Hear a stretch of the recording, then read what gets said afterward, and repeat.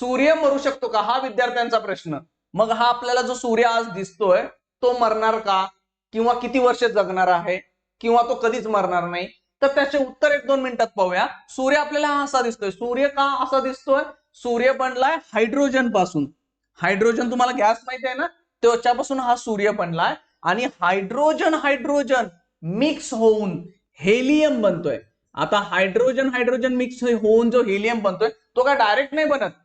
Hydrogen mix होऊन deuterium बनणार आणि पुढे रिएक्शन. पण मी लहान मुलालाही समजावं म्हणून सांगतोय, हायड्रोजन हायड्रोजन म्हणून हेलियम बनणार आणि म्हणून तो चककतोय आणि बाहेर उष्णता टाकतोय.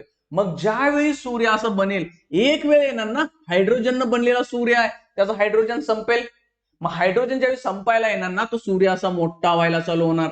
आणि एक वेळ अशी येईल पूर्ण त्याचा हायड्रोजन संपेल, त्यावेळी सूर्याचा बाहेरचा भाग आहे ना तो हवेत पसरणार, बाहेर आकाशात तिकडे पसरायला चालू होईल. आणि शेवटी एक शिल्लक फक्त असा एक स्पॉट दिसेल, आपण ज्याला केंद्र सेंटर म्हणणार. आणि तो गरम असेल आणि काही वेळानं तो जाऊन परत थंड होणार आणि सूर्य मरणार.